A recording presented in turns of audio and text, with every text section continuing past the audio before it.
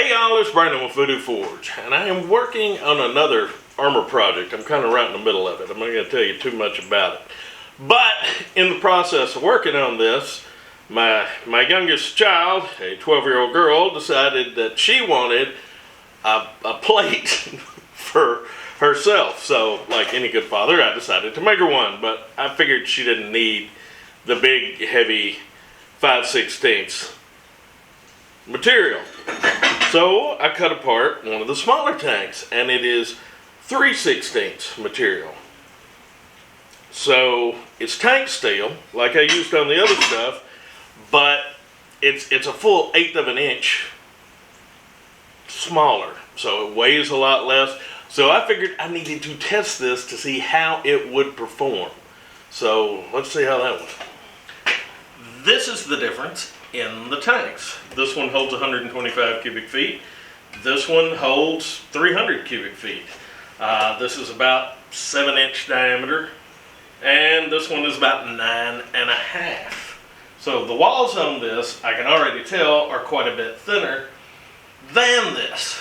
Now, like I said before, I use the top parts of these to make bells. And I've done various things with the middles and the bottoms. I've made bells out of the bottoms and everything else. But generally the middle, I've made bells out of it, putting tops on it and things. But they generally just end up sitting around or going to scrap. So if I could find something to do with this, like I found to do with this, that would be real good. And pretty much free. So here's the tank body that I just pulled out of the scrap pile. I cut her off.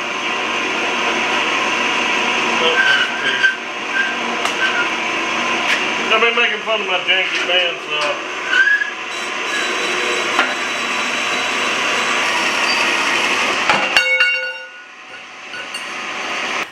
Hope I got enough cutoff wheel here.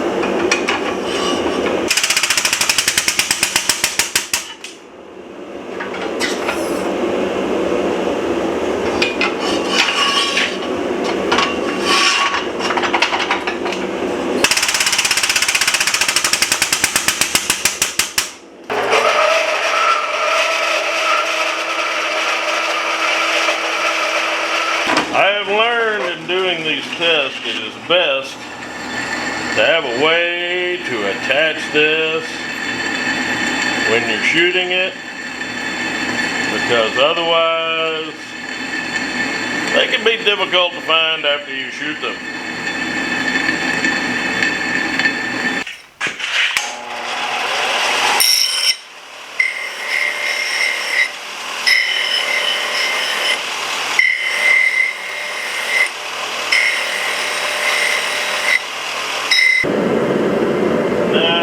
Time to heat it to non-magnetic.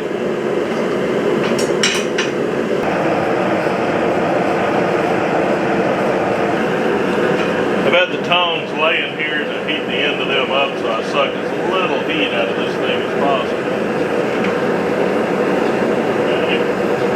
Magnet's not sticking to it, good to go. Somehow I managed to not have the camera on when I hardened this, but basically I take the material that I've heated to non-magnetic and I quench it in oil. I use vegetable oil. There's some smoke and some flames. And sorry, I don't have a video of that. But just imagine that hot piece of steel going into some oil, there being some flames and smoke, and we cool it down from critical temperature, non-magnetic, to below 300 degrees, and that makes the molecules kind of form up and hardens it. So that's the heat treatment that we're doing to this that I didn't film. Sorry. Left it in there a couple of minutes and dropped it down to, what we're showing here, 106 degrees. This is not normally how I do it. I don't normally wipe it down with paper towels, but I'm gonna clean this up and paint it and shoot it this afternoon. So I want to get as much of this oil off as I can. So my acetone. And we're not painting a race car here, but I want the paint to stick to it. Well, I've got two samples here, so I'm going to do them different colors. This is the paint I have handy because I'm getting ready for spring stuff, products, and these are spring colors for my products anyway. Okay, for the testing, we're about to go out to the little shooting range at my parents'. It's a closed range. I only use 20 round magazines. I don't use any thermal ammunition, so maybe YouTube will be okay with this video.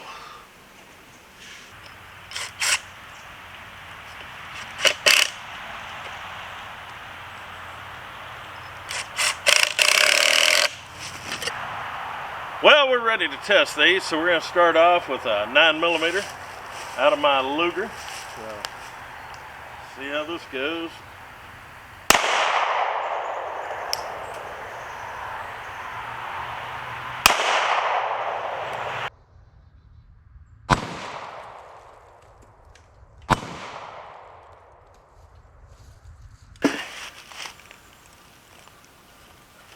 No damage to either one of them. Just a little lead splash. Well, it shrugged off at 9mm, so I'm going to try something with a little more zip.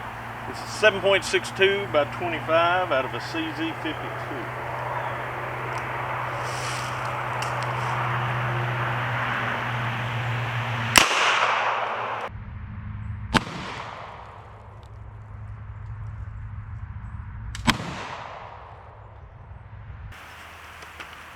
We got nothing.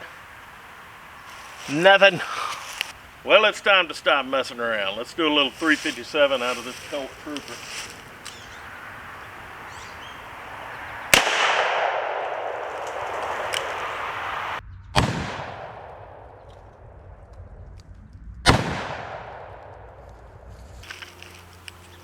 It didn't do any more damage. It certainly blew any of the loose paint off, but it doesn't even have a dimple yet. Got a screw coming out. Might have to tighten that up. I think it's time to switch to some rifle calibers. So this is 55 grain 223, and I have not shot this upper yet. I just built it, so let's see how far off it is.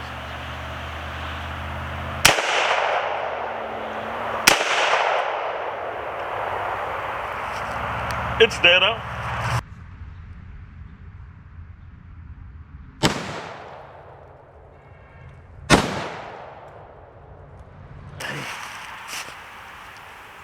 We got a little bitty dimple there, and a little bit larger dimple over here. But still, no real damage. Just a little dimple. Same rifle, but this time I'm shooting 62 grain green tips. By the way, as per YouTube's asinine rules, this is a 20 round magazine.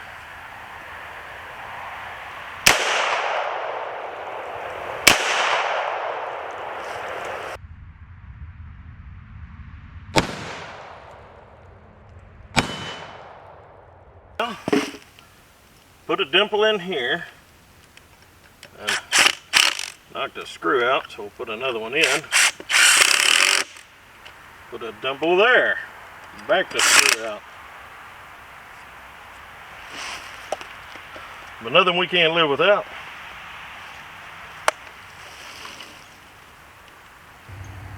Moving along to 30 caliber is 308 ball out of a C308 rifle.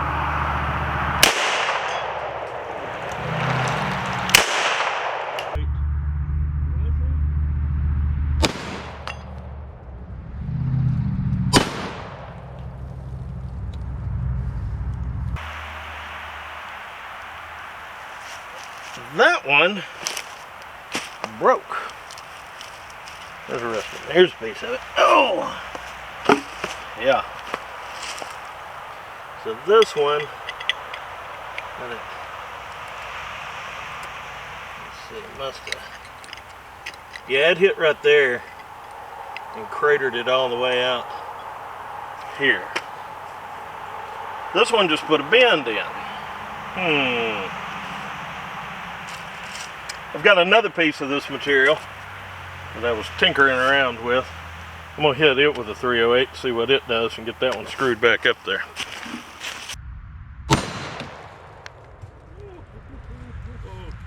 Yeah, that's bad. Okay.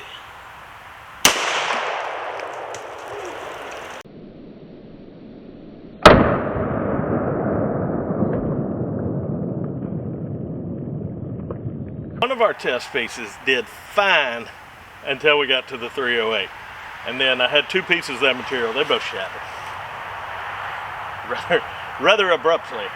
So our other material kind of shrugged off the 308, it put a dimple in it.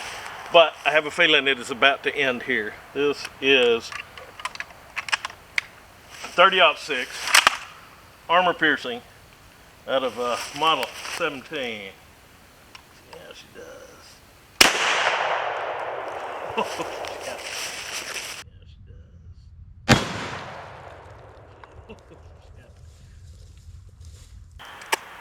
Well, it didn't hold up real well against the 30-06 AP. Grain structure looks good. That's got to be right where it hit on this one. And there are missing pieces. Oh, maybe this other piece of it. Nope, that other one. But yeah, the old AP just shattered it. You know what though? Nothing went through on this one. Honestly, there's not a bullet hole behind that one. It shattered it, but I don't think the bullet went through. This one I had sitting down here, it's got something that's too big to be a damn 30-06.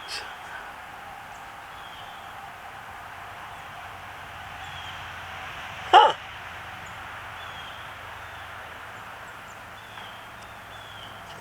No, it's not a hole. Huh. All of them took up to green tip like a champ. And these two samples, which were the same piece of tank, shattered at 308 ball. And this one barely put a dent in it with 308 ball, but blew a hole right through it with 30-06 armor piercing. Which honestly is not terrible for some material that's 3/16 thick. Well, we got the info we need. Well, there we have it. I'm confident that that material would stop green tip any day of the week. But nothing more with more penetration than green tip. Clearly, I mean, 308 ball shattered two samples, and then 30-06 AP, which is nothing to sneeze at, just right through it. I really don't think that the rounds went into the logs after they shattered the plate. I couldn't find a hole in there. So that's interesting. I wonder where those bullets went. I wonder where all those bullets went. But anyway, it's safe over there. But it was really interesting. So what I have learned is to do some things where I'm covering rivets or seams. This material may be okay to use, but you wouldn't want it to be your main material if you think you're going to want to stop something larger than a green tip, clearly. But anyway, I hope y'all got something out of this. I'm going to leave links to all the videos I've done on armor in the description. That's where I'm going to leave them. But anyway, y'all behave yourselves. Before you go, let me tell you about this little CZ52. These things used to be dirt cheap. I bought this one at an auto parts store in North Carolina 20 years ago for 80 bucks. And it came with a holster, 2 magazines, a cleaning rod, and like 70 rounds of ammunition from some country that doesn't use the same alphabet as us. Now, they cost quite a bit more. I wish I had spent more money on things like this than the dumb stuff I did buy in my youth. But yeah, CZ52, cool gun. Obsolete. It wouldn't want to be your daily carry. It's heavy, but it's a good gun. It's fun to shoot.